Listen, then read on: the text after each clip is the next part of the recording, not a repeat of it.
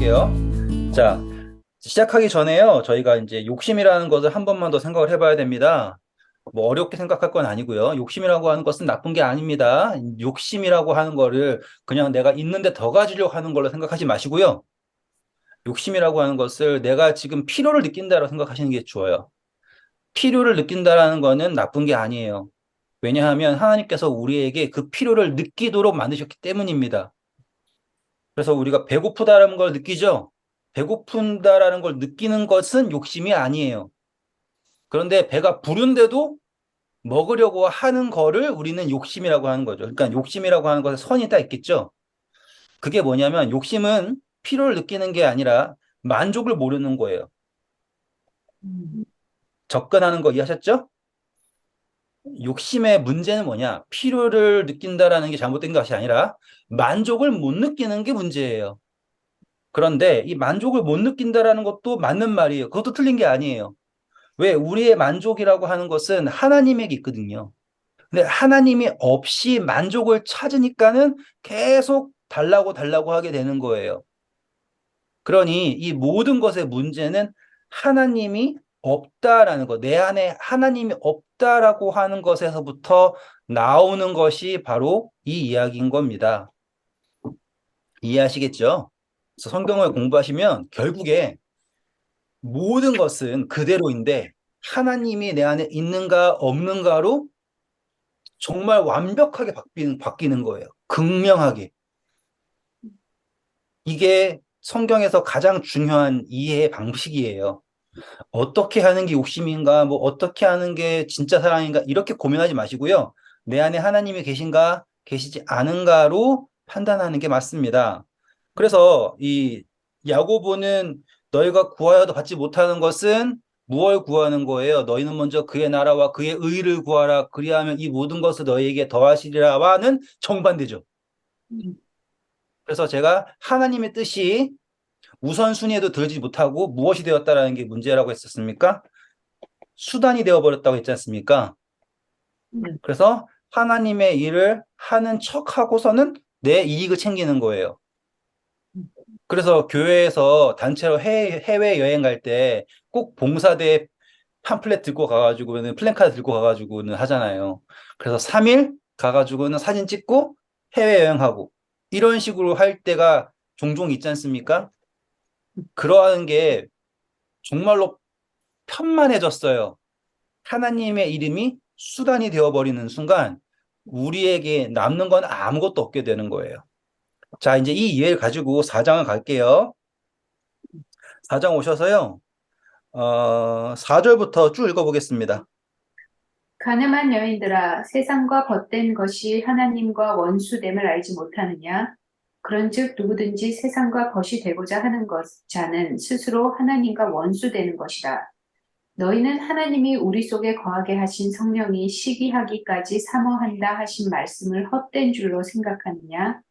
그러나 네, 자, 여기 보시면 사모한다라는 거 단어가요. 다른 데 보시면 욕심이라고도 등장해요. 네. 킹제임스 제가 읽어볼게요.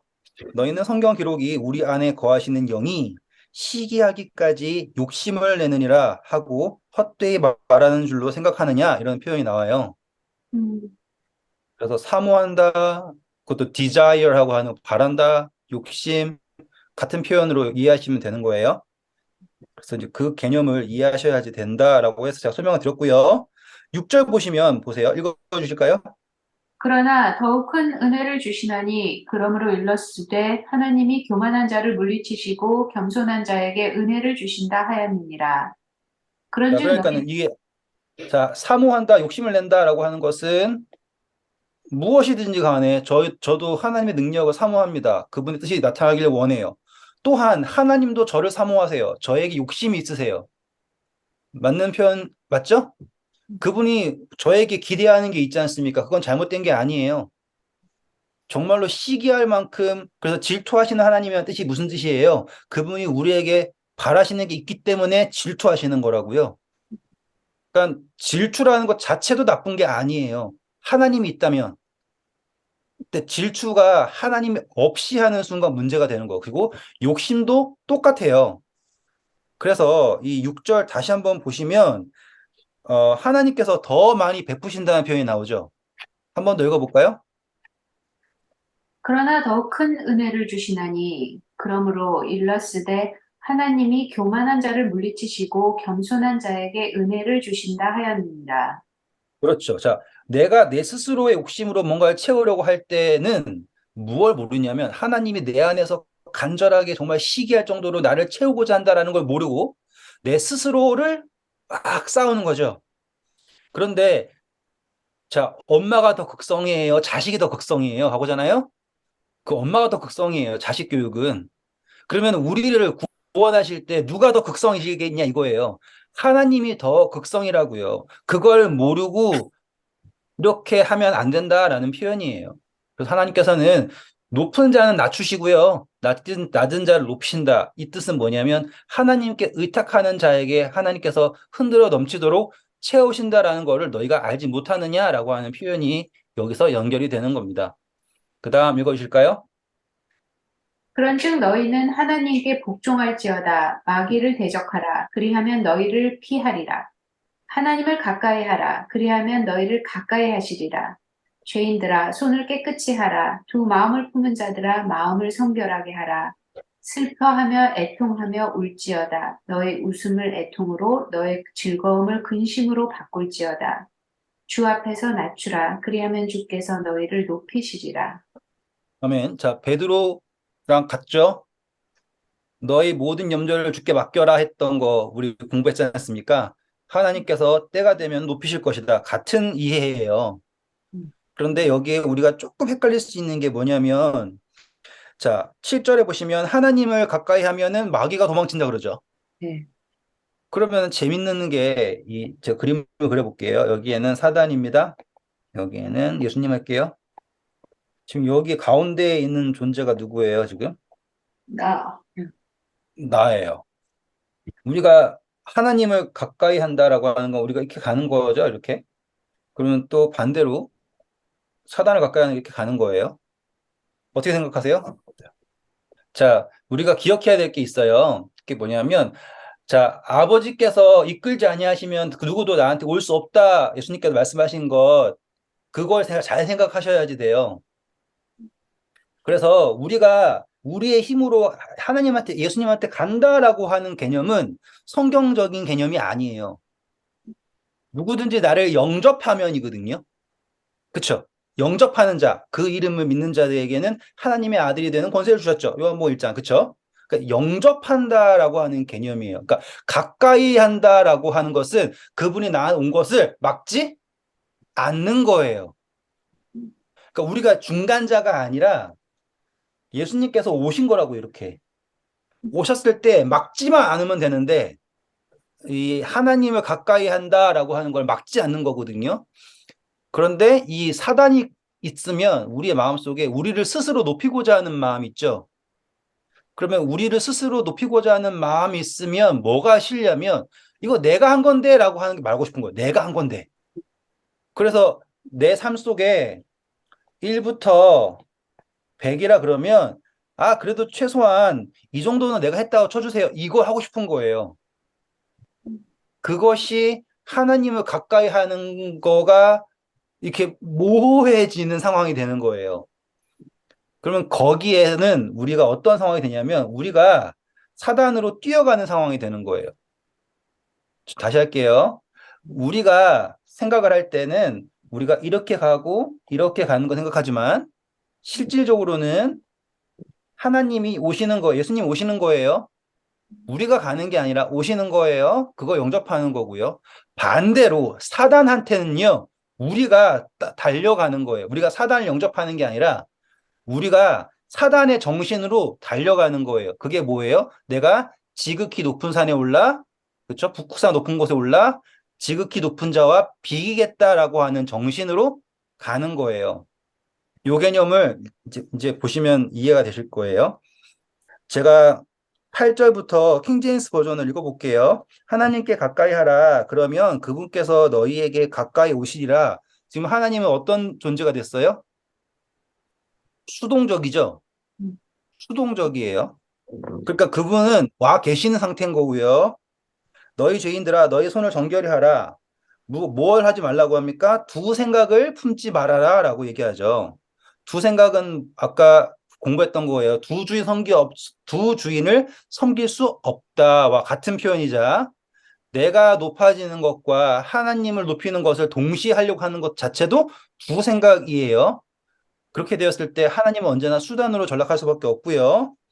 그래서 마음을 순결하게 하라. 9절부터 읽을게요. 고난을 받고 애곡하며 슬피 울라. 너희 웃음을 애곡으로, 너희 기쁨을 근심으로 바꿔라. 이거는, 아니, 그러면은 내가 지금 좋아하는 게 나쁜 건가? 이 표현이 아니에요. 내가 지금 기뻐하는 것이 정말 하나님을 기뻐하는 기뻐함인지 아니면 마귀를 가까이 하는 스스로 높이는 기쁨으로 기뻐하는지를 생각을 하고 그것을 바꿔야 한다. 그래서 신앙을 하실 때 가장 큰 성장을 이룰 때가 언제냐면 내가 그전에 너무나 즐거워하던 것이 어느 날 슬픔으로 변할 때가 있어요. 그게 가치가 변한 상태거든요. 그거를 저는 뭐라고 정의를 하냐면 그거를 성화라고 합니다. 성화라고 하는 거는 이제 거룩해진다라고 하면 너무 어렵잖아요. 하지만 성화라고 하는 것은 나의 가치관이 예수님에게 가까워지는 것을 성화라고 하는 거예요. 결국에는 예수님이 우리가 가까워진 게 아니죠. 그분이 나의 가치관 안에 들어오신 거예요. 중요한 개념이에요. 성화라는 게 뭐라고요? 내가 거룩해져 버린 게 아니라요. 나의 가치관 안에 그분이 들어오신 거예요. 그래서 내가 그전에는 고려하지 않았던 것들이 고려가 되는 거예요. 그전에는 무턱대고 좋았거든요. 그런데 그것이 나에게 슬픔이 될 수 있는 것은 그게 바로 내 안에 내가 사는 게 아니라 예수 그리스도께서 사신다라는 걸 느끼는 순간이거든요. 잘 기억하세요. 매우 중요한 부분입니다. 우리는 사람들이 이 성화의 삶을 뭐라고 생각하냐면 거룩한 척하는 삶을 성화의 삶으로 착각을 하고 억지로 성화의 길을 걸어요. 그런데 이 억지로 걸어가는 성화의 길은 결코 우리에게 이 성화의 맛을 못 느끼게 해줘요. 하지만 이 성화라고 하는 것을 나의 가치관 안에 예수 그리스도께서 들어오시는 것으로 생각을 하지 않습니까? 그러면 살면서 성화라는 것이 느껴집니다. 그 맛을 느낄 수가 있게 돼요. 큰 차이예요. 그것을 느끼는 순간 내가 하나님과 함께 있다라는 것을 확신을 갖게 돼요. 단순히 막 내가 갔는데 기도했더니만 막 하늘에서 별 떨어지고 막 이런 식으로 해가지고 하나님 감사합니다가 아닌 내 안에 예수 그리스도께서 사신다라는 걸 느끼게 된다라는 거죠. 이거는요, 두 가지를 다 할 때 가능해요. 원래 나도 알고요. 나 자신의 가치관을 알고 있고 또 누구의 가치관을 알게 되었을 때 알게 되는 거예요. 예수님의 가치관 두 개를 다 알게 되는 거예요. 그러면 이 성화라는 과정은 내가 먼지뿐이라는 것도 깨달음과 동시에 예수님이 놀라운 그 구원자로서 성화를 어떻게 말로 설명할 수 없어요. 이 먼지 안에서 생명으로서 태어나시는 그분을 느끼는 게 성화인 거예요. 그러니 성화는 멀리 있는 일이 아니라 지금 당장 내가 말씀을 보면서도 지금 공부를 하면서도 느낄 수 있는 게 성화예요. 그전에는 전혀 감동 없는 이야기인데 갑자기 나한테 감동을 팍 와요. 그게 성화의 시작인 거예요. 그러면 기뻐하고 즐거워하는 거예요. 내가 지금 막 열심히 기도했는데 좀 며칠 지나면 다시 또 흐지부지해지고 이러니까 내가 잘하는지 안 잘하는지 모르겠어. 그거는 성화를 잘못 이해하고 있는 거예요. 성화는 업적이 아니고요. 성화는 어떠한 뭐 거룩한 척이 아니라고요. 성화는 뭐예요? 내 안에 계시는 예수님을 어떻게든 느껴가면서 아시겠죠? 그거를 느끼는 거예요. 그러니까 내가 넘어져도요. 나는 그때 누굴 느끼는 거예요. 내 자신이 얼마나 초라한지를 느끼고 배우는 거예요. 그럼에도 불구하고 나에게서 나타나신 예수님을 또 느끼면서 배우는 거예요. 그러니까 넘어지는 것도 넘어지는 게 아니고요. 승리하는 것도 나에게 교만을 안겨주지 않아요. 왜냐하면 내가 거기서 누굴 느끼니까. 너무나 말 잘하고 멋진 나를 느끼는 게 아니라 내 안에 살아계신 예수님을 느끼는 거니까. 그래서 어떤 일을 할 때 예수님이 나타나면 그 믿음은 좋은 믿음이라고 했잖아요. 그래서 행위가 나의 믿음의 방향성을 확증해 준다고 했지 않습니까? 같은 게 바로 성화의 길이에요. 그래서 너의 기쁨을 슬픔으로 바꿔라. 이 말은 그냥 무조건 슬퍼해라는 뜻이 아니라 그 바뀌는 것을 말하는 거예요. 성화라는 걸 말하는 겁니다. 자, 11절부터 읽어볼게요. 형제들아 서로 비방하지 말라. 형제를 비방하는 자나 형제를 판단하는 자는 곧 율법을 비방하고 율법을 판단하는 것이라.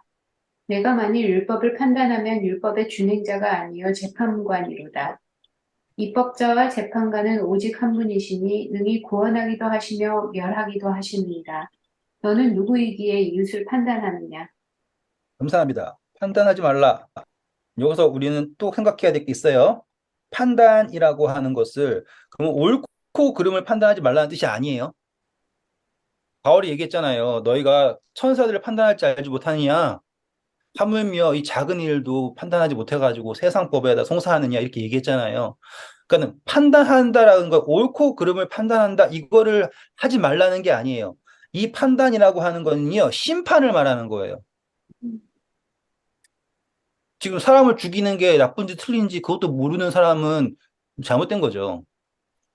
하지만 사람이 어떠하다라고 내가 심판자가 되어서 판단하는 건 틀렸다라는 뜻이에요. 그 차이점은 분명하죠? 자, 우리 시편 15편을 1절부터 한번 읽어보겠습니다. 이건 되게 중요하니까, 죄송합니다. 말 좀 할게요. 이건 되게 중요하니까 시편 15편은 길지도 않아요. 짧아요. 그냥 기억하셔야 돼요. 음, 시편 15편은 성경 내에서 몇 안 되는 짧은 성경 장이지만은 되게 중요한 게 많이 들어있어요. 읽어볼게요, 이제. 여호와여 주의 장막에 머무를 자 누구요며 주의 성산에 사는 자 누구오니이까 그럼 정직하게 구원이라는 걸 말하는 거예요, 지금. 구원이라고 하는 게 누구에게 주어지는 걸까요? 라고 하는 질문이 답이 음, 주어지겠죠. 네. 네. 읽어볼게요. 정직하게 행하며 공의를 실천하며 그의 마음에 진실을 말하며 그의 혀로 남을 허물하지 아니하고 그의 이웃에게 악을 행하지 아니하며 그의 이웃을 비방하지 아니하며 그의 눈은 망령된 자를 멸시하며 여호와를 두려워하는 자들을 존대하며 그의 마음에 서원한 것은 해로울지라도 변치 아니하며 이자를 받으려고 돈을 꾸어주지 아니하며 뇌물을 받고 무죄한 자를 해하지 아니하는 자이니 이런 일을 행하는 자는 영원히 흔들리지 아니하리이다. 네. 이거 너무나 뻔한 말 같죠? 네. 지금 여기에서 보면 구원이라고 하는 게 등장합니다. 구원. 왜냐하면 하늘에서 있는 참은 누구일까라고 하는 질문인데 이 질문을 이 다윗이 답을 탁 한 거예요. 이거는 정답이에요. 예수님께서도 똑같이 말씀하셨고요. 레위기서에도 그렇고요. 과부와 고아를 신원하는 것, 이사야서에도 그렇고요. 모든 게 다 같은 이야기예요. 손가락 찝고 이사야서 33장 가서 15절만 딱 읽고 돌아올게요. 15절 읽고 22절 읽으면 될 거예요. 오직 공의롭게 행하는 자, 정직히 말하는 자, 토색한 재물을 가증히 여기는 자, 손을 흔들어 뇌물을 받지 아니하는 자, 귀를 막아 피 흘리려는 꾀를 듣지 않는 자, 눈을 감아 악을 보지 않는 자. 22절. 대저 여호와는 우리 재판장이시요 여호와는 우리에게 율법을 세우시니요 여호와는 우리의 왕이시니 그가 우리를 구원하실 것입니다. 자, 보시면 구원이 누가 재판장? 여호와. 여호와. 그분은 입법하시는 분이죠. 그렇죠? 그리고 왕이시고요. 그리고 그분은 우리를 구원하실 거예요. 근데 이 입법했다라고 하는 거는 우리가 익히 알고 있는 법이죠. 십계명부터 시작하는 그 법. 음, 그런데 다시 15절 보세요. 의롭게 하는 사람, 그쵸? 올바르게. 여기 나오는 이야기들을 쭉 보시면 우리가 알고 있는 십계명에서 등장하는 게 있어요, 없어요? 없죠? 음, 기껏해야 뭐 거짓말하지 말라, 도덕질하지 말라 그 정도잖아요, 지금. 음. 자, 16절 읽어볼게요. 그는 높은 곳에 거하리니 견고한 바위가 그의 요새가 되며 그의 양식은 공급되고 그의 물은 끊어지지 아니하리라. 여기 표상적 단어 다 보이시나요? 음, 단어들. 자, 어디에 거한대요? 높은 곳 거한대죠. 높은 곳. 아까 시편 15편에서 주의 장막에 머무를 사람 누굴까요? 거룩한 산에 거할 사람 누굴까요? 높은 곳. 맞습니까? 음. 네. 자, 다시 돌아오셔가지고, 그가 높은 곳에 거하고, 누가, 무엇이 그들을 지킨다 그래요? 바위, 바위. 누가 반석이세요? 예수님, 예수님. 그들한테는 무엇이 부족하지 않아요? 양식, 양식과 물이죠. 예수님께서 산떡이시죠. 음. 그리고 생수의 물, 그쵸? 생명수, 성령. 그러면 여기에 지금 이 짧은 성경절에 모든 약속이 다 들어와 있잖아요. 그게 예수님을 믿는다라고 하는 사람들이 가져야 할 덕목이에요. 지금 이 이야기는 너 유대인이니까 선택받은 민족이니까 하늘나라 갈 수 있어가 아니에요. 완전히 다른 이야기죠. 예수님을 믿는 사람은 어때야 되냐? 다시 시편 15편 오셔가지고 한번 그냥 쭉 읽어주세요. 여호와여 주의 장막에 머무를 자 누구오며 주의 성산에 사는 자 누구오니까 정직하게 행하며 공의를 실천하며 그의 마음에 진실을 말하며 그의 혀로 남을 허물하지 아니하고 그의 이웃에게 악을 행하지 아니하며 그의 이웃을 비방하지 아니하며 그의 눈은 망령된 자를 멸시하며 여호와를 두려워하는 자들을 존대하며 그의 마음에 서원한 것은 해로울지라도 변하지 아니하며 이자를 받으려고 돈을 꾸어주지 아니하며 뇌물을 받고 무죄한 자를 해하지 아니하는 자이니 이런 일을 행하는 자는 영원히 흔들리지 아니하리이다.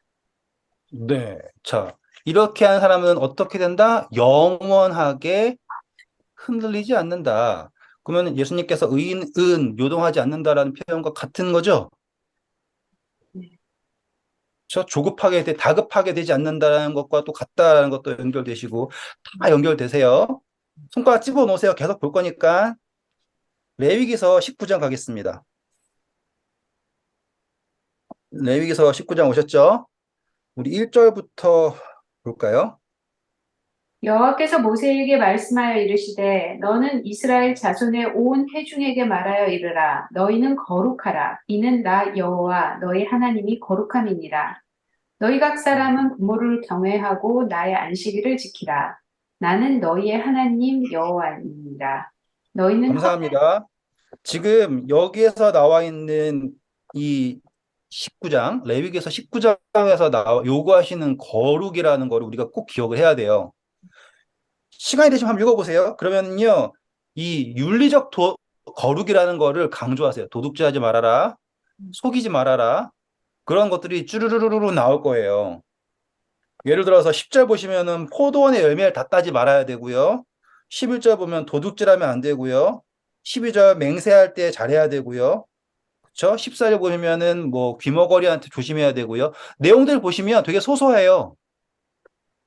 그런데 이 소소한 것이 무엇을 규정하는 거냐면 하나님 앞에서 거룩함을 규정하는 근거가 된다라는 거예요. 이거 잘 따라오셔야지 됩니다. 크게 하나 탁 죄송해요. 말이 안 나와요. 배가 불러서. 자, 지금 제가 이걸 잘 따라한 이유가 뭐냐면 야고보서가 말하는 게 믿음을 너희가 어떻게 보일 거니? 라고 했을 때 행위로 보여야 된다라고 했죠. 근데 그 행위라고 하는 것이 무엇이냐면 믿음이 방향이 어떠한지, 나를 믿는 믿음인지 아니면 예수님을 믿는 믿음인지는 그 행위가 예수님을 높이게 되는지, 나를 높이게 되는지로 알 수 있다라고 했어요. 맞죠? 근데 이제 거기서 우리가 이제 거룩까지 가는 거예요, 지금. 거룩까지. 근데 와보니까, 이 레위기서 19장에 보니까 이 거룩이라고 하는 내용이 단순히 뭐 제사를 멋지게 드려서 거룩한다라고 하는 걸 넘어서 나의 삶 속에서 가난한 자를 돌보고, 그쵸? 재판을 공정하게 하고, 속이지 않고, 이러한 것들이 심지어 15절 볼까요? 너희는 재판할 때 불의를 행하지 말며 가난한 자의 편을 들지 말며 세력 있는 자라고 두둔하지 말고 공의로 사람을 재판할지며 보세요. 가난한 사람 도와주는 게 나빠요, 안 나빠요? 안 나쁜 거예요. 그런데 공이라고 하는 것은 가난하다고 해가지고 도와주는 게 아니다라고 그 정도의 거룩을 나타내라고 하시는 거예요. 대단한 일이죠. 레위기서 20장 갈게요. 8절 한번 읽어볼까요? 너희는 내 규례를 지켜 행하라. 나는 너희를 거룩하게 하는 여호와이니라. 감사합니다. 자, 이제 입법자가 누구십니까? 하나님이죠. 그리고 그것을 지킨다라고 하는 거는 행위예요, 이제. 행위예요. 다시 한번 이해하셔야 돼요. 그건 이제 행위로 간 거예요. 구원은 믿음으로 받아요. 오해하지 마세요. 확실해요. 그런데 지금 거룩함을 나타내는 거예요, 지금. 거룩하면 뭐 한다고요? 나는가. 나타내는 거예요. 그것을 거룩함을 나타낼 때 지금 시편 15편에 여호와의 성산에 거할 자가 누구일까요? 라고 했을 때 믿음 좋은 사람이라고 나와요? 안 나오죠. 그렇잖아요. 15장 읽어보세요. 다시 한번. 그러면 없어요. 그런 얘기가. 십자가를 맨날 가슴에 품고 사는 사람이라고 나와요? 맨날 맨날 기도하는 사람이라고 나와요? 금식하는 사람이라고 나와요? 그렇지 않다고요. 이 시편 15편에 나와 있는 구원받은 사람들의 표현은 너무나 평이한 이야기예요. 옆 사람 헛들지 않고요. 시기하지 않고요. 거짓하지 않고요. 등등등등. 너무나 평이한 이야기라고요. 하지만 그것에서 누가 나타나는 거예요? 이 행위에서 예수님이 나타나는 거라고요. 그게 거룩이에요, 거룩.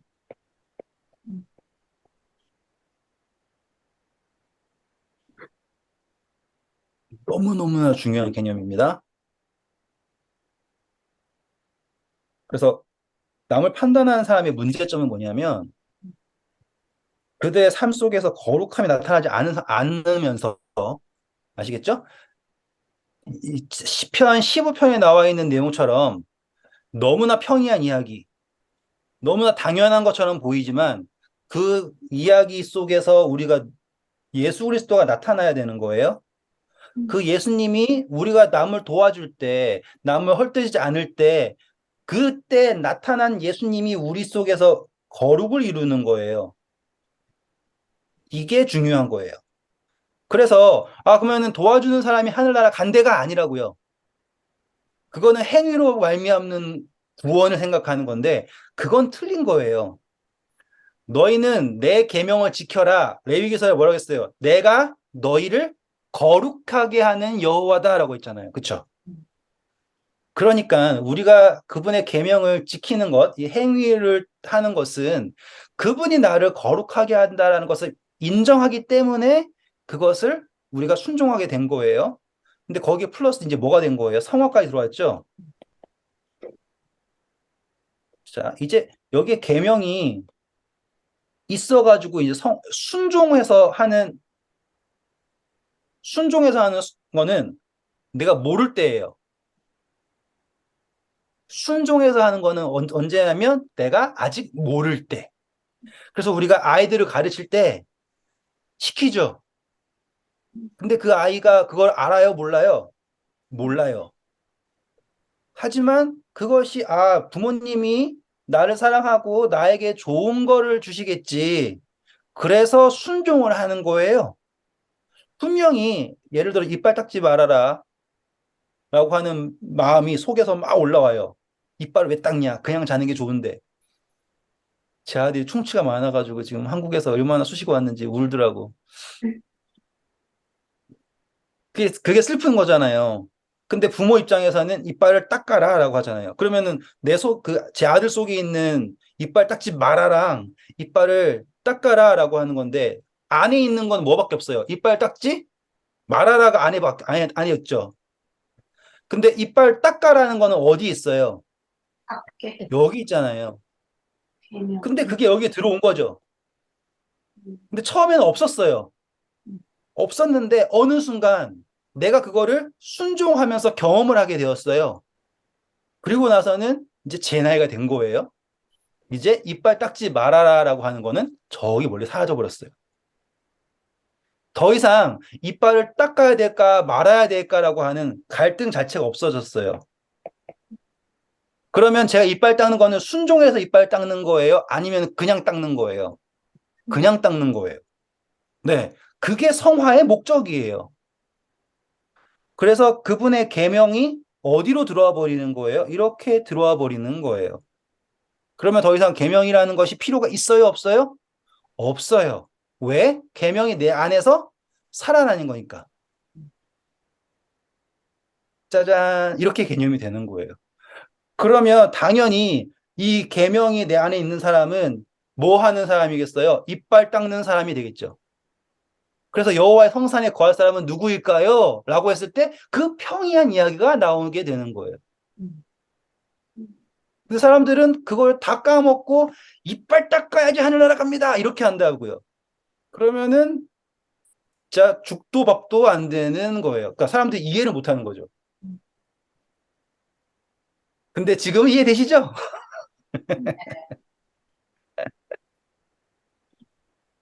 이런 관계가 있어야지 성화가 되는 거예요. 그걸 다 건너뛰고 이렇게 하면 됩니다라고 하는 거는 전혀 아무런 걸 주에게 줄 수가 없는 거예요. 그리고 하는 얘기가 해봤는데 안 돼. 이러고 포기하게 된다는 거죠. 그래서 야고보서 다시 돌아오시면 12절 보세요. 다시 한번. 음.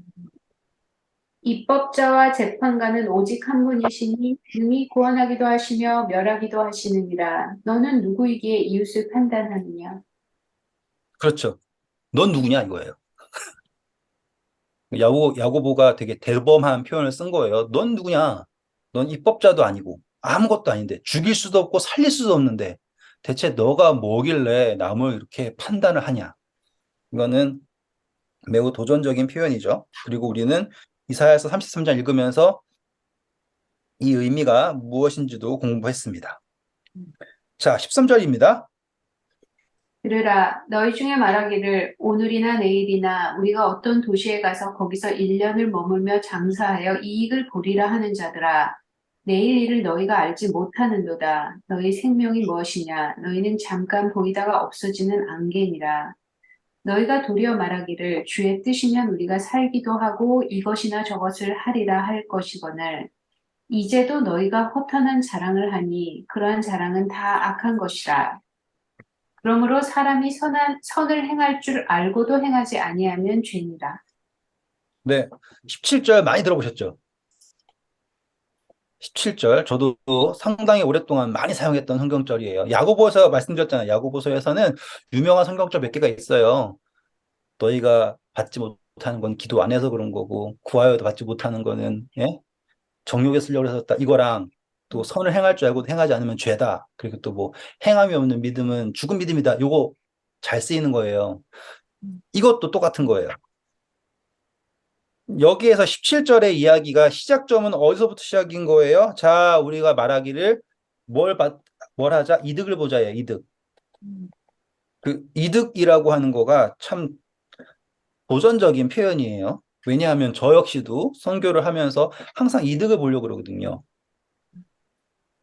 손해보는 거는 선교가 실패한 거라 생각을 하고, 뭔가 내가 하나라도 더 가져게 돼야지, 뭐 한 명의 침대 더 줘야지, 이거를 이득이라 생각을 한단 말이에요. 그렇게 따지면 예수님은 이득 본 선교를 못 하셨어요. 3년 반 동안 공생하시면서 그렇게 많이 고쳐졌는데 그 사람들이 다 예수님 십자가 못 박으라 그러고 저주했잖아요. 그러면 예수님은 실패한 것이죠. 그건 잘못된 거죠. 왜냐하면 그분은 성공하셨잖아요. 그러면 이 이득이라고 하는 게 우리를 눈멀게 한다라는 것도 이해하실 수 있죠. 제가 성화에 있어서 가장 큰 걸림돌이라고 말한다면 그거는 이득이라고 하는 거예요. 거기에 눈멀게 되면 성화가 너무 어려워요. 음, 그래서 내가 넘어지는 거를 인정을 못 하고요. 내가 계속 이겨야만 되는 거라고 생각을 해요.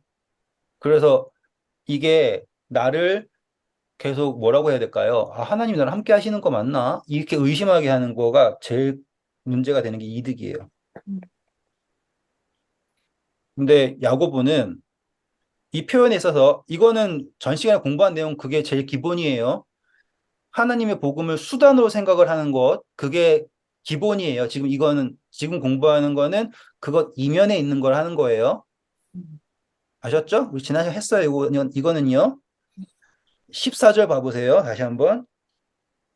내일 일을 너희가 알지 못하는도다. 너의 생명이 무엇이냐? 너희는 잠깐 보이다가 없어지는 안개니라.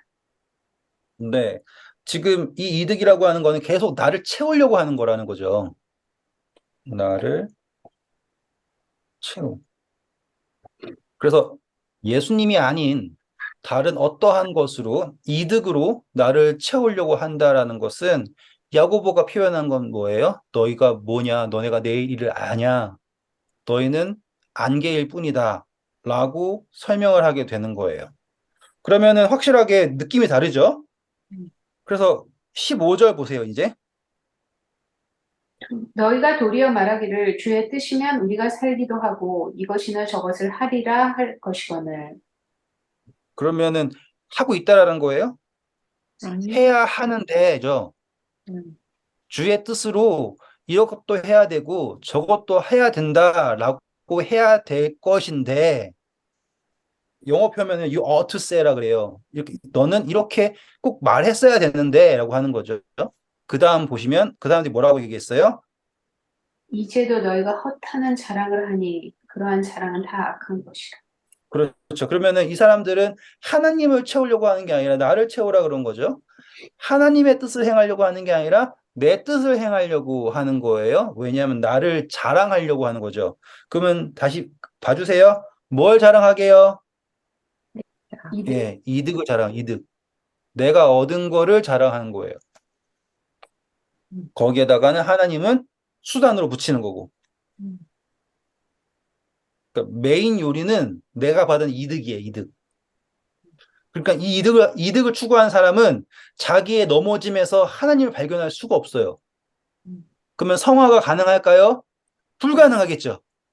이게 포인트예요. 오늘의 강의의 포인트는 내가 넘어질 때 성화를 느낄 수 있으려면 이 이득이라고 하는 것에서 나를 눈멀게 하는 이 이득이라는 것을 지워버릴 때 가능해지는 거예요. 이득에 눈멀면 성공해도 나를 높이게 되고요. 실패하면 하나님을 발견할 수가 없게 돼요. 저도 개념은 알지만 실제로는 잘 못합니다. 자, 이제 17절 이해하실 수 있어요, 그러면. 음. 그러므로 사람이 선을 행할 줄 알고도 행하지 아니하면 죄니라. 네, 그러면 지금 이 이야기가 착한 일을 할 줄 아는데 착한 일을 안 하는 게 죄라는 게 아니라는 것도 아시겠어요, 이제 그러면? 음, 이 의미는 음, 내가 지금 선을 행한다라는 것은 무엇을 할까? 하나님을 높일 수 있음에도 불구하고 하나님을 높일 수 있음에도 불구하고 하나님을 안 높이고 이 이득이라는 것에 눈멀고 있는 것 그 자체가 죄라는 걸 말하는 거예요.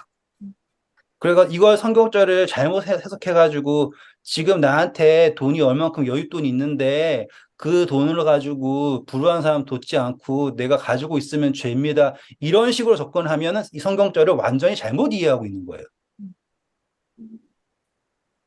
말이 나온 김에 제가 선교사로서 말씀을 드리면 선교는 돈을 보내서 하는 거일 수도 있지만 돈을 보내지 않아서도 될 수도 있어요. 돈이라고 하는 거는 수단이에요. 당연히 돈은 많으면 좋겠죠. 그런데 하나님은 돈이 없다고 해서 선교를 못 하시는 분도 아니에요. 하나님은 우리에게 그분의 사역에 참여할 수 있는 것을 허락해 주신 것 뿐이에요. 네. 그래서 누군가는 헌금을 잘 하시는 분도 있고요. 누군가는 못 하는 분도 있어요. 근데 여기서 이제 문제가 생기는 거예요. 안 하는 사람은 뭐 하나님이 돈으로 하는 것도 아니고 돈 보내면 사람들이 다 이상한 사람들이 배 채우고 실질적으로 다 도움도 못 받으니까 그거 못하러 하냐 이렇게 하는 분들. 또 다른 사람은 나는 이렇게 돕는데 저 사람 돈 저렇게 많은데 왜 안 돕냐 이렇게 하는 분들 이렇게 되죠. 네. 그러면 그 사람들 다 뭐 하고 있는 거예요? 이거 눈먼 거예요 이렇게. 왜요? 안 보내는 사람은 또 합리적인 게 이유가 있어요. 왜? 보내는 것이 손해다. 그렇죠? 보내는 사람도 합리적인 이유가 있어요. 영적으로서 왜 안 하냐? 도와줘야 되는데 그건 죄다. 이렇게 적용한다고요. 하지만 둘 다 틀린 거예요. 둘 다 틀린 거. 자, 이제 선을 행한다라는 것도 적용시켜 드릴게요. 선을 행함, 선을 행할 줄 안다예요. 그러면 뭐냐면 하나님께서 우리에게 그것을 알게 하셨다도 포함되는 겁니다. 이건 재밌는 표현이지만 중요하고 나에게 그러한 마음을 주셨다라는 것도 하나님이 주신 거예요. 그 누군가를 도와야 된다라는 생각 자체를 주셨다라는 것도 하나님이 하신 거예요. 자, 아까 하나님을 가까이 하라라고 했죠. 그때 내가 하나님한테 가는 거였어요. 하나님이 나한테 온 걸 막지 않는 거였어요. 막전. 그렇죠. 이제 확실하게 이해하셨죠? 음, 그러니까 선을 행할 줄 안다라는 것은 하나님이 오셨다라는 뜻이에요. 그리고 하나님이 오셨다라는 것은 나에게 알게 하시는 건데요. 나에게 알게 하실 때는요, 뭐도 동시에 주시냐면 할 수 있는 능력도 동시에 주시는 거예요. 이게 중요한 거죠. 그러니까 내가 지금 막 돈이 엄청나게 많다 적다가 중요한 게 아니에요. 내가 지금 그것에 반응할 수 있는 분량은요, 부자건 가난한 사람이건 다 하나님으로부터 받았기에 동일하다라는 뜻입니다. 이게 중요한 차이점이에요. 저 사람은 갑자기 감동받아가지고 몇십억을 헌금했대. 그 사람 믿음이 큰가? 아니에요. 이거는 과부의 두 랩돈과 같은 의미라는 거죠. 알게 하셨다. 그것에 그대로 반응할 수 있는가라고 하는 것에서 동일하다인 거예요. 그러면 다시 돈 얘기해서 죄송해요. 누군가는 뭐 몇천만 원을 냈고요. 누군가는 몇천 원을 냈어요. 그러면 인간의 눈에 봤을 때는 이 사람은 크고 이 사람은 작다라고 할 수 있지만 하나님이 알게 하시는 것에 반응이라고 생각을 하잖아요. 그러면 이 두 사람은 동일한 배움을 한 거예요. 내일일을 모르잖아요. 오늘 내가 더했다고 해서 더한 게 아니라 지금 이 사람이 그것을 반응을 했다라는 게 중요한 것이고 그 반응이 무엇과 연결된다면 성화와 연결된다면 천 원을 낸 사람도 결국에 나중에 그분의 통로가 되는 거 아닙니까? 하나님은 그 풍성하심에 그 통로가 필요한 거지 돈을 많이 낼 물주가 필요한 게 아니라고요. 일을 열심히 할 건강한 사람이 필요한 게 아니라 잘생긴 사람이 필요한 게 아니라 통로가 필요한 거예요. 그 통로는 수도꼭지를 열면 열리고 닫으면 닫히고를 할 수 있는 사람이에요. 그게 어떻게 증명이 되냐? 성화로 증명이 되는 거예요. 그래서 레위기서에 가난한 사람의 송사라고 봐주면 돼요, 안 돼요? 봐주지 말라 그러잖아요. 그게 거룩함이라는 거예요. 그래서 막 무턱대고 막 도와주는 사람이라고 착한 사람이다? 그게 아니에요. 중요한 것은 하나님의 그 알게 하심에 반응을 할 수 있는 사람이다. 그 반응은 지금 많이 한다고 되는 게 아니에요. 계속 성화라는 과정에서 그분의 통로로서 성장한다라고 하면 그것으로 그분의 성화는 진행하고 있는 겁니다. 아, 난 지금 돈을 너무 아껴가지고 못하겠습니다. 문제 없어요. 그거 있는 그대로예요. 하지만 반응을 할 수 있어야 돼요. 성화가 중요한 거지. 얼마나가 중요한 게 아닙니다. 넘어갈게요. 그래서 사람이 선을 행할 줄 알고도 행하지 아니하면 그것이 그에게 죄가 된다. 나쁜 행위가 죄가 아니라 하나님에게 알게 하심이 나에게 왔음에도 불구하고 하나님은 멀리한 거잖아요. 그것이 생명 없음이 되는 것입니다.로 이해하시면 되겠습니다. 5장입니다. 5장은 빨리 넘어갈 수 있어요. 들으라 부한 자들아 너희에게 이 말 고생으로 말미암아 울고 통곡하라. 너희 재물은 썩었고 너희 옷은 좀 먹었으며 너희 금과 은은 녹슬었으니 이 녹이 너희에게 증거가 되며 불같이 너희 살을 먹으리라. 너희가 말세에 재물을 쌓아두다. 보라. 네, 이 이야기를 오해하기 싫어가지고 제가 지금 돈 이야기를 먼저 한 거예요. 음, 돈 쌓는 게 잘못은 아니에요. 음, 그럼 솔로몬은 완전 죄인이게요. 음, 세상에 제일 부자였었는데. 그 개념이 아니에요. 하나님 뜻으로 움직일 수 있는 사람이에요. 근데 여기 부자들은 하나님에 대하여 부자가 아니라 스스로 부자인 거예요. 옆에다가 몇 개만 적어 놓을게요. 에스겔서 7장 19절 적어 놓으세요. 에스겔서 7장 19절 그리고 스바냐 1장 18절. 스바냐는 읽어볼게요. 그들의 은과 금이 여호와의 분노의 날에 능히 그들을 건지지 못할 것이며 이 온 땅이 여호와의 질투의 불에 삼켜지리니 이는 여호와가 이 땅 모든 주민을 멸절하되 놀랍게 멸절할 것임이라. 자, 이걸 그냥 읽으면은, 그러니까 성경을 아예 모르는 분이 읽으면 엄청 무서워요. 멸절한다고 그러고 막. 그런데 우리는 지금 질투라는 단어도 알게 되었고요. 그쵸? 그리고 은과 금이라고 하는 것도 이해했어요. 그러면은 이 은과 금이라는 게 단순히 그냥 돈만 말하는 게 아니라는 것도 알 수 있겠죠? 그건 네. 뭐예요? 내가 선한 행위를 많이 했으니까 그것이 나에게 우상이 된 거예요. 음. 그래서 신앙을 내 우상으로 하는 신앙이 있을 수 있어요. 나는 뭐 이렇게 예배를 드리니까 나는 이거를 하니까 내가 남은 물이고 나는 구원을 받아 라고 하는 그 부자예요. 그래서 그러니까는 우리가 하나님을 안 찾고 그 조건들을 찾죠. 그럼 하나님은 뭐 하실까요? 질투하시겠죠. 그러면 이해되셨죠?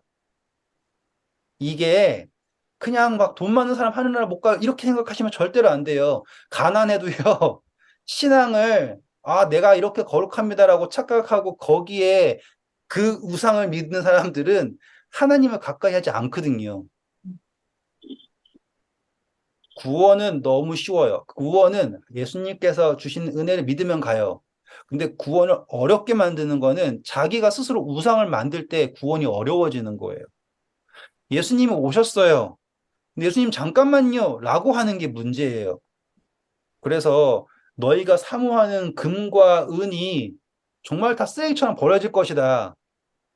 돈이 아니라 우리가 믿는 우상을 말하는 겁니다. 기독교 내에도 교회 다니시면서 수많은 우상 숭배를 이미 하고 있어요, 우리는. 돌아올게요. 야고보서 5장 쭉 넘어가서요. 6절 읽어주세요. 너희는 의인을 정죄하고 죽였으나 그는 너희에게 대항하지 아니하였느니라. 네, 이거 예수님 이야기지만 중요한 것은 우리가 은과 금 우상을 섬기고 있죠. 그러면 그 우상을 믿는 예수님이 아닌 우상을 믿는 우리는 다른 사람들을 정죄하기가 너무 빨라요. 그리고 쉽게 죽입니다. 그리고선 예수님의 이름이라고 그러죠. 7절입니다. 그러므로 형제들아 주께서 강림하시기까지 길이 참으라. 보라, 농부가 땅에서 나는 귀한 열매를 바라고 길이 참아 이른 비와 늦은 비를 기다리나니 너희도 길이 참고 마음을 굳건하게 하라. 주의 강림이 가까우니라. 감사합니다. 형제들아 여기서 보면 인내하라. 내 인내로 영혼을 구원해라. 같은 표현이고요. 그리고 여기에서의 인내는 무엇을 말하는 걸까요? 읽어보겠습니다. 형제들아 서로 원망하지 말라. 그리하여야 심판을 면하리라. 보라, 심판주가 문 밖에 서 계시니라. 형제들아 주의 이름으로 말한 선지자들을 고난과 오래 참음의 본으로 삼으라. 보라, 인내하는 자를 우리가 복되다 하나니 너희가 욥의 인내를 들었고 주께서 주신 결말을 보았거니와 주는 가장 자비하시고 긍휼히 여기시는 이시니라. 내 그럼 형제들아 나왔죠. 인내가 뭐예요, 지금? 오래 참으라고 하는 거는 내가 지금 당장 결론을 만들려고 하는 게 아니라 누가 결론 내는 거 보라는 거예요? 하나님이 만드시는 것을 보라는 거예요. 으아! 이게 아니라 하나님을 기다리는 거예요. 그래서 욥의 인내를 들었지 않았니? 그래서 주께서 주신 결말을 보았다. 그런데 이 결말은 어떠한 결말이에요? 다 싸그리 없애버리는 결말이에요? 아니면은 뭐라고 나와요? 가장 자비하시고 긍휼히 여기시는 그렇죠. 하나님의 어떠함이 나타나는 결말이죠. 하나님이 나타나는. 그래서 우리가 행위로서 하나님 예수님이 나타나면 그것이 우리의 믿음을 나타내는 것처럼 결국에 우리가 인내로서 누가 나타나기를 기다리고 있는 거예요? 하나님이 나타나기를 기다리는 거예요. 내가 지금 막 심판을 해버리면요. 지금 내가 믿고 있는 금은 동철 우상이 나타나기를 기다리는 것 뿐이에요. 제가 그랬다니까요. 난 안식일 지키고, 넌 안 지키고. 그러니까 나는 의롭고, 너는 안 되고. 너가 만약에 되려 그러면은 딴 걸 더 열심히 하든지. 더 착하게 살든지, 그러면은 안식일 지키는 거랑 또이또이 돼가지고 구원 받을지 안 받을지는 혹시 모르겠고, 이런 식으로 생각했다니까요. 말도 안 되는 식으로. 진짜 제정신이 아닌 신앙이잖아요. 그러니까 이 인내조차도 내가 참고 있는 게 아니라 하나님이 나타나는 걸 기다리는 거예요. 음, 그래서 음. 12절입니다. 내 형제들아 무엇보다도 맹세하지 말지니 하늘로나 땅으로나 아무 다른 것으로도 맹세하지 말고 오직 너희가 그렇다고 생각하는 것은 그렇다. 아니라고 생각하는 것은 아니라 하여 존재받음을 면하라. 너희 중에 고난을 당하는 자가 있느냐? 그는 기도할 것이요. 즐거워하는 자가 있느냐? 그는 찬송할지니라. 너희 중에 감사합니다. 자, 여기에서 갑자기 맹세가 등장했죠. 그러면은 생각을 하실 때 문맥이랑 완전히 사라진, 그러니까 문맥이랑 전혀 상관없는 등장이라고 보실 수 있지만 절대로 그렇지 않아요. 이거는 문맥의 결론이에요. 그래서 욥의 인내를 알고 있지 않니? 인내해라 라고 하잖아요. 그런 다음에 연결이 어떻게 돼요? 그러나 형제들아 하고서는 맹세하지 말라 그러죠. 그러면 이 맹세랑 뭐랑 연결되는 걸까요? 판단 연결되는 거 보이세요? 맹세랑 판단 연결되는 거 보이세요? 자, 맹세컨대 하고서는 일단 예수님도 맹세하지 말라 그랬죠.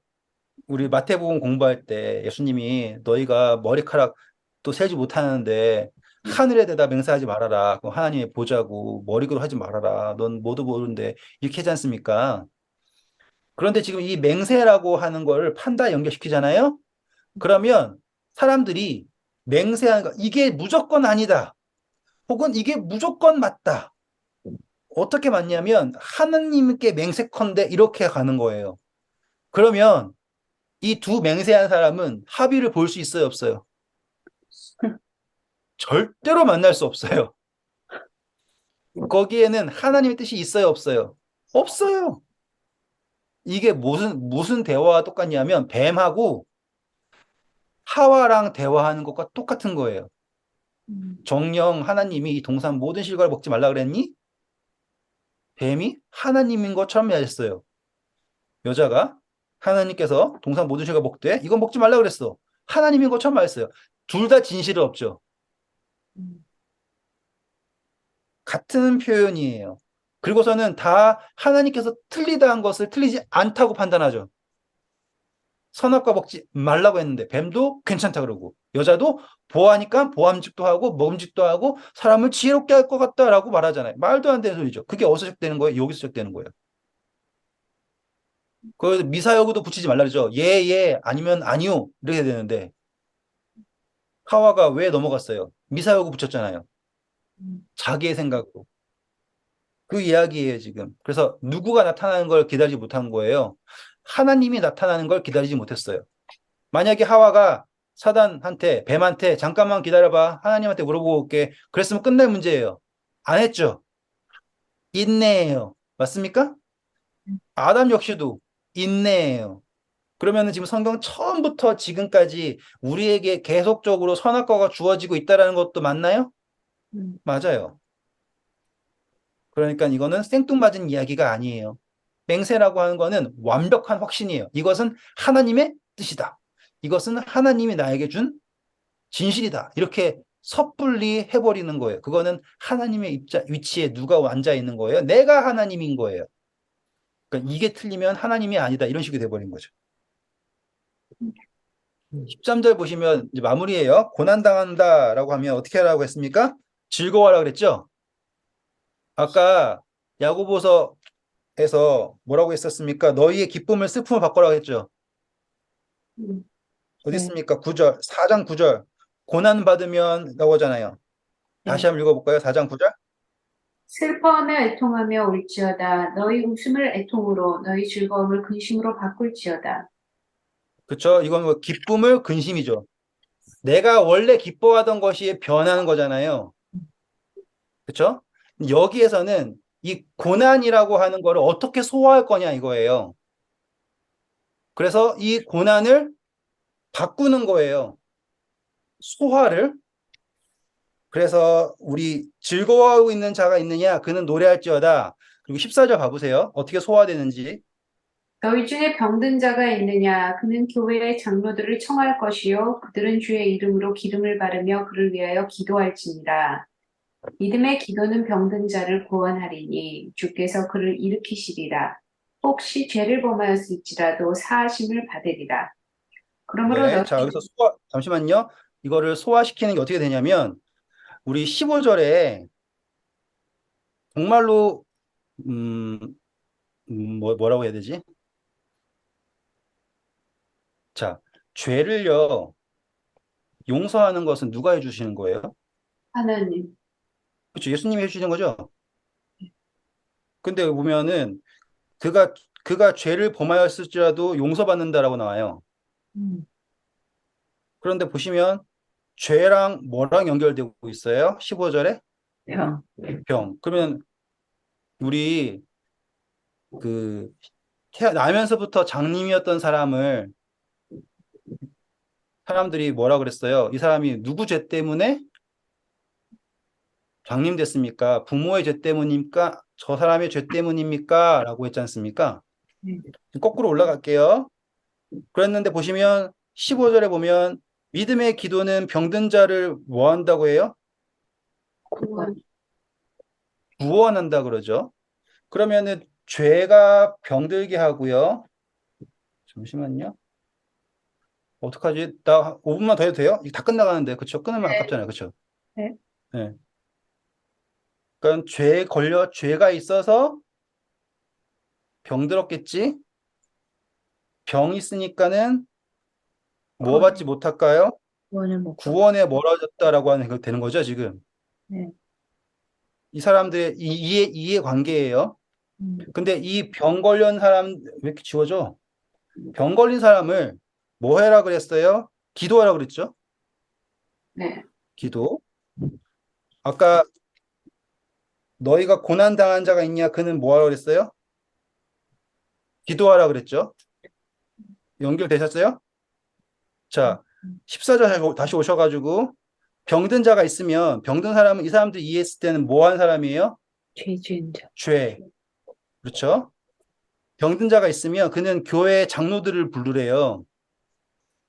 그리고 그들은 누구의 이름으로 기도해야 됩니까? 예수님의 이름으로 그에게 기름을 바르고 그 위에 기도해라 라고 해요. 저 음, 인도에서, 이건 여담이지만 재밌는 거니까 해드릴게요. 인도 사람들은요, 머리에 기름 바르는 거를 정말 좋아해요. 그 사람들은 너 머리 감았어? 그러면 감았대 그래요. 그러면 아니야. 아무리 봐도 기름 떡 졌어. 그러니까 코코넛 기름 바르는 거를 머리에 그거 하는 거예요.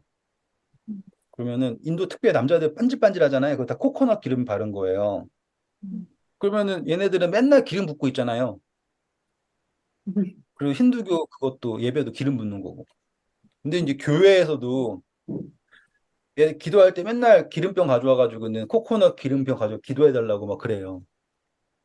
그러면은 나는 기름에는 힘이 없는데 그러면 사람들이 진짜 다 이걸 가져오는 거 이걸 가져와서 이 성경절에 기름 부으면 낫는다 이렇게 믿고 그래가지고는 거기에서는 이제 코코넛 기름이 워낙 흔하니까는 목사님들이 기름 장사를 해요.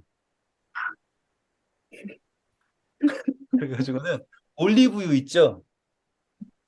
올리브유를 가지고 와가지고는 아 이게 성경에 나오는 올리브유다. 이거 바르면은 병 낫는다.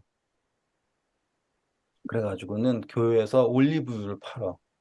마트에서 그 싸게 파는 거를 아무튼 웃기잖아요, 그쵸? 근데 제가 이걸 왜 말씀드리냐면 이때 기름은 붓는다라는 건요 단순히 미신적인 게 아니라 이 사람들이 할 수 있는 최선이에요. 이 사람들이 할 수 있는 최선. 그 상초에 포도주 뿌리고 기름 바르는 게 그 당시에 의학에 있어서는 최선이에요. 근데 여기에서 기름 붓는 거는 어느까지 가냐면 자 병든 사람은 뭐 한 사람이에요? 죄인이죠. 그런데 죄인에게 지금 뭐 하고요? 안수하고 음, 뭐 한다고요? 기름, 기름 붓는다라는 개념으로 가는 거예요, 지금. 그러니 이들의 기도는 이 사람의 병을 어떠한 수단으로, 미신적인 수단으로 낫게 한다라는 것보다 그 사람들을 뭐 하는 게 목적인 거예요? 병든 자를 구원한다라는 게 목적이에요. 15절 보시세요. 믿음의 기도는 병든 자를 구원한다. 주께서 일으키시라. 이렇게 이야기가 가는 거예요. 그러니까 암 걸린 사람한테 손 얹고서 기름 부으면 암이 낫는다를 접근하는 게 아니라 음, 예수님께서 말씀하신 게 뭐예요? 이 사람을 38년 동안, 아니, 38년도 아니죠. 죄송합니다. 중풍병자가 지붕을 뚫고 내려왔죠. 그때 예수님이 내 자리를 일어나라 그랬잖아요. 그러니까 내 죄를 사하였다 그랬잖아요. 제일 처음에. 음. 그래서 사람들이 막 반론을 일으켰죠. 예수님께서 자, 무엇이 더 쉽냐? 내 죄가 사함 받았다라는 게 쉽냐? 아니면은 내 자리를 들고 일어나 걸어라가 쉽냐라고 했지 않습니까? 그 개념이 여기에 등장하는 거예요. 기도라고 하는 것은, 기름 부음이라고 하는 것은 병을 목적으로 하는 게 문제가 아니라 구원을 목적으로 하는 것입니다. 그리고 이 야고보의 이해는 병든 사람이 제일 말이 안 나와. 병든 사람에게 있어서 가장 큰 요구는 병을 낫는 것이 아닌 구원이다라고 하는 게 목적이 먼저인 거예요. 그러니까 예수님의 목적과 더 맞게 되는 거예요. 그래서 너희 중에 고난당하는 자가 있느냐? 그는 기도해라. 그리고 기뻐하는 자가 있느냐? 맞나요? 네. 즐거워하는 자가 있느냐? 그는 노래할지라 라고 하잖아요. 그러면 이게 소화가 되는 거예요. 소화. 내가 지금 고난이 있지 않습니까? 그럼 그 고난에서 내가 어떻게 변화할 건지, 그 내가 변화했잖아요? 그러면 내가 그것을 통해서 하나님을 어떻게 찬송할 건지, 이렇게 변화가 되는 거예요. 그 과정에서 접근이 병들었다면 병이 낫는 것의 목적이 아닌가요? 말이 안 나와. 왜 이렇게 말이 안 나오지?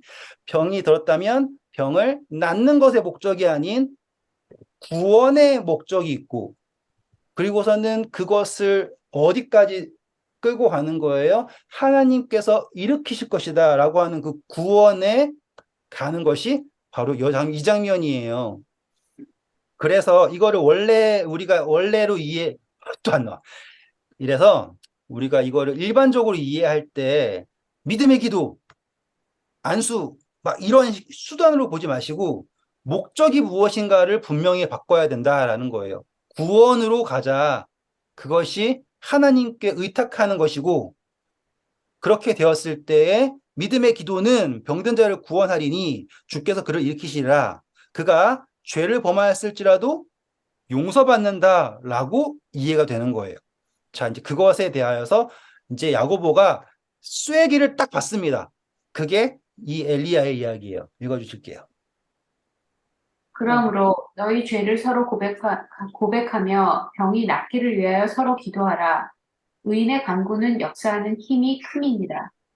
네, 자, 그 다음 절이 뭐냐면, 그 다음 절이 바로 죄를 고백이에요. 음, 그러면 여기에 순서는 뭐였어요? 봐주세요. 구원.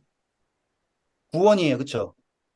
음, 그 다음에 등장하는 게 뭐예요? 너희가 서로 죄를 고백하는 거죠. 네.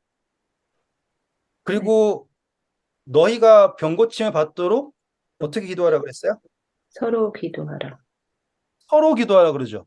음, 그럼 이 개념 자체가, 자, 죄를 고백하는 거를 이제 또, 오늘 왜 이렇게 개념할 게 많지? 끝내야 되는데. 5분만 더 해도 돼요? 네. 네. 알아서 편집하세요. 이렇게 할 게 많아지지, 갑자기. 이러면 안 되는데. 이거 제가 최선을 다해볼게요. 죄를 고백한다라는 거에, 내가 어저께 거짓말했어요. 이걸 말하는 걸까요? 그러면, 자, 이거는 장로들이 와 있죠. 네. 네, 장로들은 의인이에요? 아니요. 의인이 아니죠. 네. 근데 사람들은 자기를 어떻게 꾸미고 싶어요? 의인으로. 의인으로 꾸미고 싶죠. 네. 그렇죠? 그런데 지금 구원이라고 하는 거는 이미 안수하고 기름 붓고, 그래서 그 구원하시는 걸 하나님께 의탁드렸습니다. 이제 남은 거는 하나님한테 간구하는 게 남아있죠. 음, 저는 이거 설교할 때 정말 많이 썼어요. 우리가 의인이 되는 순간은 언제이냐면 죄를 고백하는 순간, 회개하는 그 순간이 의인이 되는 유일한 순간이다라고 하는 설교 제가 진짜 많이 했거든요. 음, 근데 이것을 고백한다라고 하는 건요, 장로들 입장에서는 되게 도전적인 거겠죠. 그리고 이 병든 사람 입장에서도 도전적인 거예요. 자, 이게 표면적이 나온 거예요. 이제 표면적인 거. 이제 이면적으로 가볼게요. 자, 아까 4장 17절. 무엇이 죄라 그랬어요? 선을 행할 줄 알고 행하지 않는. 그렇죠. 선을 행할 줄 알고도 행하지 않은 게 죄라고까지 갔어요.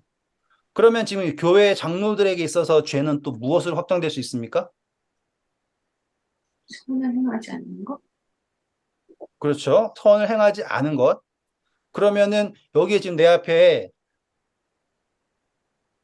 자, 우리 야고보서 앞에 너희 주변에 가난한 사람이 있고 굶주린 사람이 있는데 몸을 덮게 하라. 이거 어디 있어요? 그거?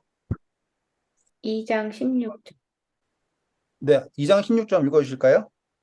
너희 중에 누구든지 그에게 이르되 평안히 가라, 덥게 하라, 배부르게 하라 하며 그 몸에 쓸 것을 주지 아니하면 무슨 유익이 있으리요. 네. 이와 같이 그러면 지금 이 장로들이 이 병든 사람 앞에서 고백한다라고 하면은 방향이 어떻게 갈까요? 그냥 내가 잘못했어로 가는 걸 갈까요? 아니면 내가 지금 이 사람에게 해줄 수 있는 것이 있다라는 걸 깨닫는 걸로 갈까요? 해줄 수 있는 걸 깨닫는 거. 그렇죠. 자, 이 회개라고 하는 거는 야고보가 디자인하고 있는, 야고보가 고려하고 있는 회개의 기도는 내가 이만큼 죄인입니다 나타내는 거 표면적인 거예요. 두 번째로는 뭐냐면 내가 이 사람을 돌볼 수 있는데 라고 하는 걸 깨닫게 하는 거예요. 그러면 막 깨닫게 회개를 하면 마술처럼 일어나가지고 이 사람이 낫는다. 제가 경험해 본 게 그거예요. 저 그 안전뱅이 여자아이를 낳게 할 때도 이거 믿고서 정말로 회개만 했어요. 진짜로 회개 기도 열심히 해가지고는 하나님 뭐 내가 뭐 어렸을 때 엄마 지갑에 5천 원 쳐가지고 오락실 간 거 죄송합니다. 그렇게까지 끄집어 내가 회개를 다 해봤다고요. 근데 정말 신기하게 그 아이가 낫게 된 것도 경험을 했어요. 분명히 기도에는 응답이 있어요. 그건 맞아요. 근데 제가 시간이 지나고 그 기억을 되짚어보고 다시 경험해 봤을 땐 제가 회개해서 난 것이 아니라 제가 그 아이를 위해 기도하면서 제가 그 아이를 사랑하게 되고 제가 그 아이에게 할 수 있는 것 무엇인지 찾게 되고 그렇게 하는 과정에서 예수 그리스도가 나타나게 되고 그 아이가 낫게 된 거예요.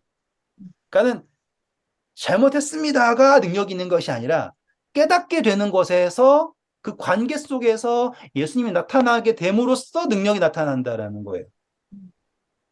회개라고 하는 것이 그러한 의미로 이해되는 게 그 이면적 의미에서 더 중요하다는 걸 말씀드리고 싶은 거예요.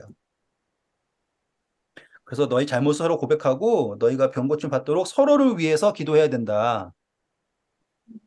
읽어주실까요? 그 다음에 엘리야는 우리와 성정이 같은 사람이로되 그가 비가 오지 않기를 간절히 기도한즉 3년 6개월 동안 땅에 비가 오지 아니하고 다시 기도하니 하늘이 비를 주고 땅이 열매를 맺었느니라. 내 네, 형제 그러면 엘리야가 어떤 기도했을까요? 엘리야도 회개 기도했다라는 거겠죠, 그렇죠? 엘리야가 간절히 비 안 오게 해주세요 기도했을까요? 아니면 엘리야가 이 사람들에게 깨닫게 할 수 있게 도와주세요 기도했을까요? 라고 하면 되는 거예요. 다니엘의 회개 기도가 자기의 죄를 회개하는 기도였어요? 아니죠. 모든 민족의 회개를 같이 했잖아요. 그 회개는 어떠한 회개예요? 내가 할 수 있는 것이 있으면 그것을 깨닫게 되는 것이고 그것을 위하여 기도하게 되는 거예요. 그러면 지금 우리는 회개의 기도에 대해서 새로운 이해를 하나 가지게 되었죠? 그것은 선을 행할 수 있음에도 행하지 못하는 것이 되다라고 했잖아요. 그러면 이제는 회개를 통해서 선을 할 수 있는 것을 깨닫게 되는 것도 회개라는 걸 알게 되었네요. 그리고 엘리야의 기도 역시 엘리야는 성정이 안 나타나죠. 그냥 디셉 사람이에요. 그런데 그가 뭐 했다라는 걸 알게 되는 거죠. 내가 말할 때까지 비가 안 올 거야라고 얘기했어요. 아니면 간절히 기도했다 나왔어요. 간절히 기도했다고. 재밌지 않아요? 그러면? 원래 우리가 알고 있는 이야기는 디셉 사람 엘리야가 여리고성 건축할 때 짜잔 하고 가가지고는 비 안 올 거야 이렇게 했는데 야고보가 이해한 거는 어떻게 이해한 거예요? 비가 안 온 게 어떻게 왔다고요? 그가 기도했다라고 나오잖아요, 지금. 간절히 기도하는 것이 왜 간절히 기도한 거예요? 그 기도를 통하여서 내가 나타나는 게 아니라 하나님을 나타내고 이 사람들로 하여금 하나님을 깨닫게 하기, 그것을 목적하기 때문에 그가 간절히 기도했다라는 걸 우리가 볼 수 있는 거잖아요. 그래서 엘리야는 우리와 동일한 성정을 가진 사람이지만 비가 오지 않기를 간절히 기도하고, 그렇죠? 다시 기도하니까 비가 왔다. 그것은 그가 회개의 기도를 한 것이다. 라고 말하는 게 야고보의 이해인 거예요. 그래서 이 회개의 목적은 어디로 가야 되냐면 20절 끝입니다.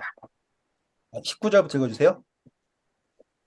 내 형제들아, 너희 중에 미혹되어 진리를 떠난 자를 누가 돌아서게 하면 너희가 알 것은 죄인을 미혹된 길에서 돌아서게 하는 자가 그의 영혼을 사망에서 구원할 것이며 허다한 죄를 덮을 것입니다. 네, 그래서 지금 이 회개의 목적은 내 잘못이 아니죠. 다른 사람들을 돌아오게 하는 것을 목적을 하고 있고요.